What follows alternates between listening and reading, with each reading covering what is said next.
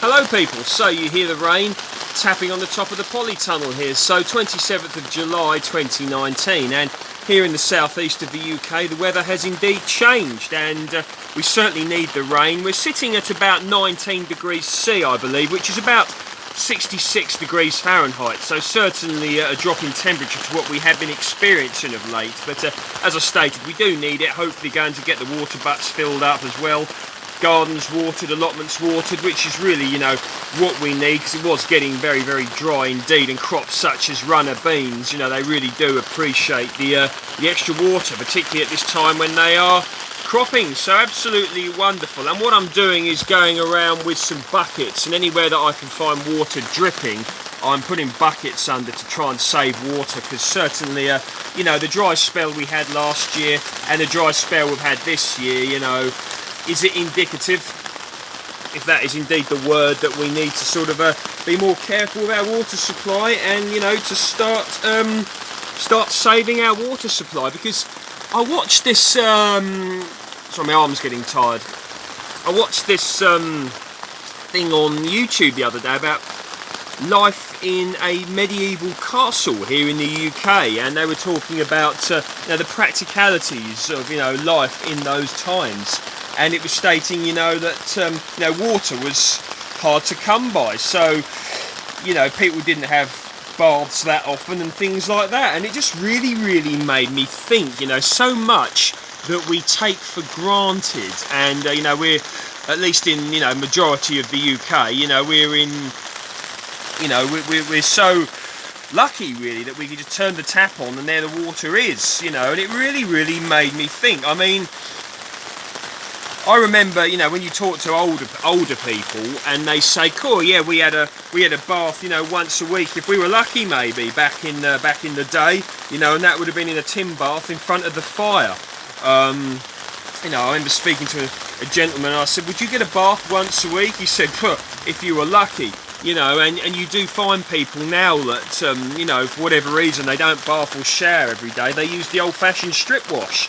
If indeed it is old-fashioned, and it's just really been making me think, you know, of the preciousness of, you know, the water supply, and you know, mainly, you know, in regards of the gardening terms, because end of the day, if we can't water our plants, you know, they won't do very well, will they? So you know, just a little bit of a real thought. And, you know, looking around at the lawns, and, you know, many haven't recovered from the dry spell last year, and starting to look, you know, this year going very yellow now, yellow, brown. Hopefully this weather will certainly help the recovery. But yeah, certainly, you know, once again, although, you know, look at the grapes. I mean, the grapes here are looking absolutely gorgeous. Starting to sort of go up now, go a little bit of the colour they're meant to go, which is like a purpley sort of dark reddy colour, if you will, the autumn royal here, and, you know, orange trees as well. And I'm really, really hammering away, and you know, my own thoughts of how to sort of get more drought resistant crops, if you will, crops that do indeed appreciate, or at least can tolerate, you know, drier conditions. You know, things like citrus. Yes, of course, this will need protection in the winter months, because it's not frost hardy.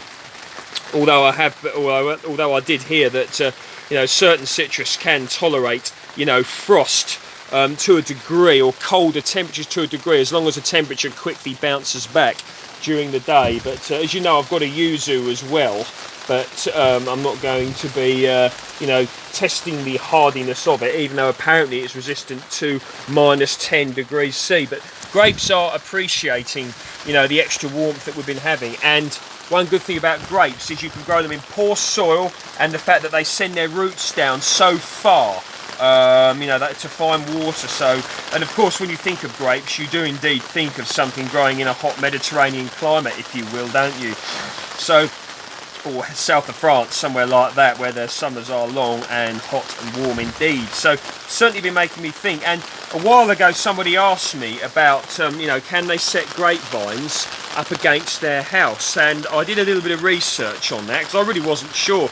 Of course you could set, you know, it's physically possible to set them there, but a person was asking me about the subsidence potential subsidence to the property, you know, like you hear about trees, you know, causing subsidence. And apparently a grapevine root, if it proceeds to, you know, find like a foundation or something, it doesn't keep, you know, pushing at it like a tree root would. It will proceed to go round it. Now, that's what I read. I'm not going to advise anyone on whether it's suitable to start putting grapevines up against, you know, structures, because that's not my place to give advice in those regards. But my advice is give some research, and you may do some research, and you may come across the same sort of information I did, and you may choose or you may not choose to adhere to that. So, you know, certainly a lot going for growing grapes here, and I'm going to now go and put some buckets down to collect water.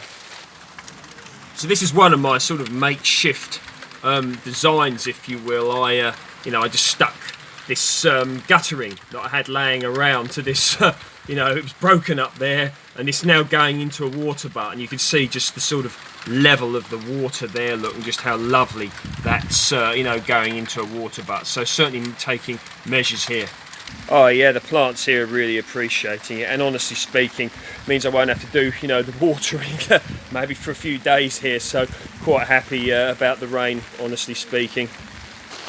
So yeah, like if you've got a bucket, you know, stick it under something that's, you know, dripping a bit of water, and then save it. And things like, what do you call it? You know, obviously water butts are brilliant, you know, if you've got a downpipe of guttering on your property, or a shed, or even a lean-to, or anything, or even a bit of wood that you just slant somewhere, and then you have it dripping into a bucket, you know, it all helps. And you know, I've been looking around, and of course you can get them big cubic meter water butts, can't you, water tanks, you know, and quite often people want to give them away, and you can probably pick them up second hand as well.